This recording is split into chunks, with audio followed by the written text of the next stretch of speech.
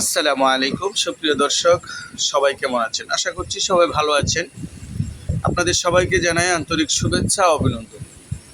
প্রিয় দর্শক, আজকে আমি যে বিষয়টি নিয়ে আপনাদের সামনে কথা বলবো, আপনারা ইতিমধ্যে শুনেছেন আহলে হাদিস নামধারী একজন শায়েখ আহমদুল্লাহ সাহেব, তিনি কিন্তু আমার নবীকে 40 বছর আগে নবী হিসাবে তিনি মানে না। তিনি কিন্তু কিছুদিন আগে একটা বক্তব্য দিয়েছেন, বক্তব্যটি ব্যাপক ভাইরাল হয়েছে। তিনি বলেছেন যে 40 বছর আগে আমার নবী নাকি নবী ছিলেন না। 40 বছর বয়স মানে তো জীবনের মূল টাইমটা প্রায়। তো এই 40 বছর পর্যন্ত উনি নিজে তো নবী ছিলেন না, উনি নবী হয়েছেন তারপরে। তাহলে 40 বছর পর্যন্ত নবী হওয়ার আগে তার ধর্ম কি ছিল? নাউজুবিল্লাহ।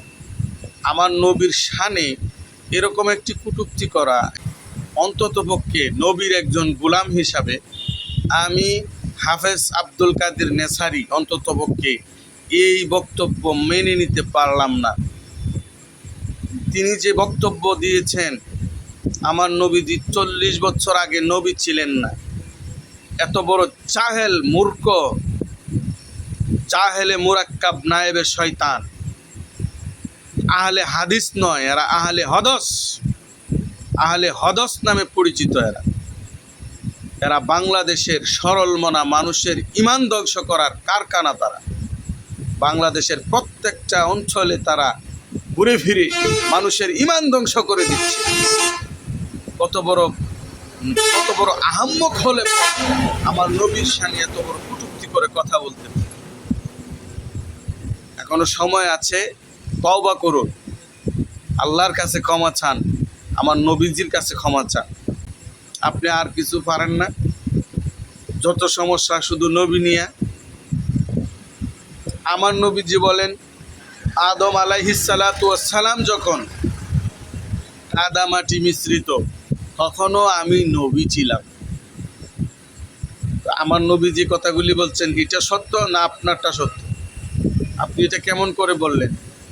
আমার নবী হচ্ছে নবিউল আম্বিয়া, আমার নবী হচ্ছে নবিউল মুরসালিন, ইমামুল মুরসালিন, খাতামান নবিয়্যিন, রাহাতাল আশিকিন। তো আপনি কাকে নিয়ে মন্তব্য করেন? যেই নবী না হলে কুল কায়নাত হতো না, যেই নবী না হলে সৃষ্টি জগতের কোনো কিছু আল্লাহ সৃষ্টি করতেন না, সেই নবীকে আপনি বলতেছেন নবীজি 40 বছর আগে নবী ছিলেন না। নাউজুবিল্লাহ, নাউজুবিল্লাহ। যে বক্তব্যটা দিয়েছেন, আপনি যদি বিশ্বাস করেন আর মেনে নেন, ঈমান থাকবে না, সাথে সাথে ঈমান চলে যাবে। সুতরাং এই সমস্ত আহলে হদস নামদারি শায়েকদের, শায়েকুস শয়তান, এরকম শয়তান মার্কা শায়েকদের আলোচনা আপনারা শুনবেন না। একজন ধর্মীয় আলোচক হইয়া আমার নবীর শানে এরকম কথা বলায় এর তীব্র নিন্দা জ্ঞাপন করছি এবং প্রতিবাদ জানাই। প্রিয় দর্শক, ভিডিওটি যেখান থেকে দেখছেন অবশ্যই আপনারা ভিডিওটি শেয়ার করে দিবেন। সবাই ভালো থাকুন, সুস্থ থাকুন। আসসালামু আলাইকুম।